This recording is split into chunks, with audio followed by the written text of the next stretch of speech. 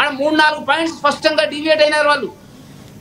Cabinet నిర్ణయం లేదు, foreign exchange FERA యాక్ట్ను పాటించలేదు.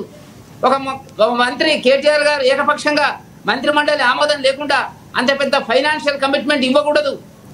ఇవి అన్నీ కూడా మొన్నటి వరకు అన్నారు అరవింద్ కుమార్ గారు లేరన్నారు. అరవింద్ కుమార్ గారు వచ్చినారు. ఏమైందా కేసు? ఎందుకు ఎఫ్ఐఆర్ జారీ చేయడం లేదు? భద్రాద్రి సంబంధించినటువంటి విద్యుత్ శక్తికి సంబంధించినటువంటి కొనుగోళ్లకు సంబంధించినటువంటి అవకతవకలు గత ప్రభుత్వం చేసినటువంటిది ఏదైతే ఉందో వాటి మీద రిపోర్ట్ వచ్చి 3 మాసాలు అయింది. దాని మీద ఎందుకు ఎఫ్ఐఆర్ జారీ చేయడం లేదు? ఇక మీ ఇష్టం, కాళేశ్వరానికి 2 నెలలు వాయిదా వేసుకుంటూ వస్తున్నారు, టైం ఇస్తున్నారు. సరే, అట్లా పక్కకు పెట్టండి. దీనికి మన ఫోన్ ట్యాపింగ్ సంబంధించినటువంటిది రోజు ఒక్కరొక్కరిని పిలిచి ఇంటర్వ్యూ ఇవ్వాలా? 5-6 పిలిచి దానికి సంబంధించిన ఎఫెక్ట్ అయినటువంటి పార్టీని చేసి రిపోర్ట్ తయారు చేయరా? డ్రగ్స్ కేసు ఏమైందండి? పశువులకు సంబంధించిన పశుసంవర్ధక శాఖకు సంబంధించినటువంటిది లక్ష్మీనాథ్ గారు మీకు తెలుసు. ప్రభుత్వం కాంగ్రెస్ ప్రభుత్వం ఏర్పడిన ఆ 2 రోజుల లోపల ఫైళ్ళనే మాయమైనటువంటి చర్చ వచ్చినప్పుడు, పేపర్లలో పెద్ద పెద్ద తాటికాయ అక్షరాలతో వచ్చినప్పుడు వీటి గురించి మాట్లాడలేదు. నయీం కేసు ఏమైంది? నయీం కేసులో గత ప్రభుత్వం లోపల మిషన్లు తెచ్చి లెక్కలు పెట్టిందన్నారు డబ్బులు. దానికి ఒక రిపోర్ట్ ప్రజలకు చెప్పాలి కదా, ఏమీ లేదని చెప్పాలి కదా.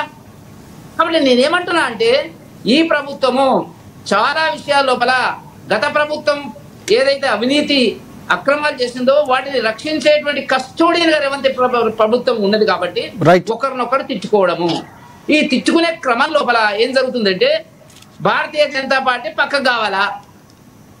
వాళ్ళకు ఉన్నటువంటిది కాంగ్రెస్ అధిష్టాన వర్గం ఇచ్చినటువంటి సూచన ఏంటంటే రేవంత్ రెడ్డి గారికి ఎట్టి పరిస్థితుల్లో కూడా కేసీఆర్ గారి కొన ఊపిరితోనైనా మీరు బతికించుకోవాలా, కొట్టండి, అనేక రకాలుగా బాధించండి, అనేక రకాలుగా మానసిక క్షోభం గురి చేయండి, కానీ బతికించుకోండి. అతను బతికితేనే మళ్ళీ మనం పవర్లోకి వస్తామనేటువంటి ఒక రాజకీయ వ్యూహము కుట్రలో భాగంగానే ఇవాళ 2 పార్టీలు ఒక అవగాహనతోని ఈ కార్యక్రమాన్ని చేస్తున్నాయి తప్ప నిజంగా ప్రజా పాలన కోసం చేస్తుందని చెప్పి నేను భావించినటువంటి సందర్భం లేదు.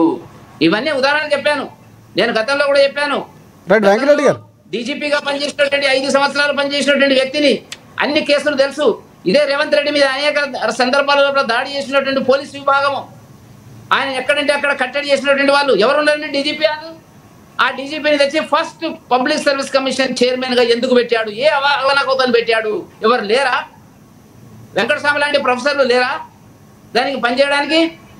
నేనేమంటున్నా అంటే ఇదొక అవగాహనలో పద్ధతి ప్రకారంగా ఈ కాంగ్రెస్ బీఆర్ఎస్ ఆడుతున్నటువంటి పెద్ద డ్రామా. ఒకసారి వెంకటరెడ్డి గారు, ఒకసారి వెంకటస్వామి కంటే రాజమౌళి చిత్రం కంటే కూడా సంచలనాలు ఉండేటువంటి పద్ధతి లోపల తెలంగాణ రాజకీయాలు దిగజారడం అనేటువంటిది చాలా బాధాకరమైనటువంటి అంశము. ఇది ప్రజలు గమనిస్తున్నటువంటిది. పాలించమంటే రోడ్ల మీదకి వచ్చి కొట్లాడుకుంటాం, ఛాతీ తీసి నేను రా వస్తావా అనేటువంటి పద్ధతిలో ఉంటాయా? అలాంటి రాజకీయాలు ఉంటాయా? రాజకీయాలు, ప్రజాస్వామ్యం, అంబేద్కర్ రాజ్యాంగము ఇవే చెప్పిందా? ఏమైనా కొట్లాడుకుంటే అసెంబ్లీ కొట్లాడుకోండి. వీళ్ళు అంటారు రోడ్డు మీదకి రాని, వాళ్ళు అంటారు ఫలానా ప్లేస్కి రమ్మని, వాళ్ళు అన్నారు అసెంబ్లీకి రమ్మని, వీళ్ళు అసెంబ్లీకి కన్విన్స్ చేయరు. కొట్లాడుకోండి కదా, అసెంబ్లీ కన్విన్స్ చేసి ఎందుకు కొట్లాడుకోకూడదు?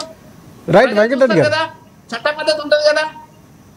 అంటే ఇవన్నీ కూడా కాంగ్రెస్ ప్రభుత్వం ఇచ్చినటువంటి హామీలను అమలు పరచలేనటువంటి ఒక నిస్సాయ ఆర్థిక సంక్షోభంలోకి, మానసిక సంక్షోభంలోకి వచ్చినటువంటి కాంగ్రెస్ పార్టీ ఏమీ చేయలేనటువంటి పరిస్థితి లోపల రోజు ఒక తమాషా చూపిస్తున్నారు. ఆ తమాషాను చూసి ప్రజలు ఆనందించాలా? టీవీలు ఇవాళ బాగా విరిగిపోయినటువంటివి, అనేక రకాల మీడియా పాత్ర రావడం జరిగింది కాబట్టి చూసి ఆనందించండి అని చెప్పేటువంటి పద్ధతి లోపల 2 పార్టీలు కుమ్మక్కై ఎందుకు ఆయన అంటాడు కేటీఆర్ గారు, నన్ను వెంట్రుగా కూడా పీకలేవు. ఆరోపణలు ఎదుర్కొంటున్న వ్యక్తి బహుశా దేశంలో మొట్టమొదటి వ్యక్తి అనుకుంటా, నా వెంట్రుక కూడా పీకలేవు అనే వ్యక్తి చాలా మంది చూస్తున్నాం మనం. లాలూ ప్రసాద్ యాదవ్ దగ్గర నుంచి, ఎక్కడెక్కడి నుంచి, మాయావతి దగ్గర నుంచి ఆ రకంగా మాట్లాడిన వాళ్ళు ఎవరు లేరు. అంటే ఏంది? వాళ్ళిద్దరి మధ్య అవగాహన ఉంది. నువ్వు తిట్టు, నేను తిడతా, నేను తిడతా, నువ్వు తిట్టు. వెంకటరెడ్డి గారు ఒకసారి కాంగ్రెస్ పార్టీ వర్షం కూడా తెలుసుకుందాం. రైట్ వెంకటస్వామి గారు, కాంగ్రెస్ పార్టీ బీఆర్ఎస్ పార్టీ ఒక అండర్స్టాండింగ్తో ముందుకెళ్తున్నాయి. ఇచ్చిన హామీలు నెరవేర్చకపోవడంతో చేస్తున్న ఉద్యమాలన్నీ కూడా ఏదో అటెన్షన్ గ్రాప్ చేయడానికి తప్ప ఎక్కడ కూడా పూర్తి స్థాయిలో ప్రజలకు న్యాయం చేసే ఉద్దేశం లేదని ఆరోపిస్తున్నారు. మీరేమంటారు? ఇప్పుడు వెంకటరెడ్డి గారు కొద్దిగా రీసెంట్ అంటే కంపారిటివ్లీ రీసెంట్ గానే భారతీయ జనతా పార్టీ సభ్యులు అయినారు. వారు ఒక్కసారి ఈ దేశంలో ప్రతి సవాల్ విషయానికి వస్తే నేనేమో ఈ ఊటి సవాలు ప్రతి సవాలని నేను సమర్థిస్తాను. ఫస్ట్ అది క్లియర్ చేయాలనుకో. కానీ ఒక పార్టీ ప్రతినిధిగా నేను ప్రతి క్వశ్చన్ కాదు, కానీ చర్చ కోసం నేను అడుగుతున్నా. ఈ దేశంలో చెప్పని ఛాతీ ఉన్నదని ఛాలెంజ్ చేసిన గొప్ప నాయకుడు ఎవరండి? లేకపోతే ఈ దేశంలో సంవత్సరానికి 2 కోట్ల ఉద్యోగాలు ఇస్తామని 2014లో చెప్పిన నాయకుడు ఎవరండి?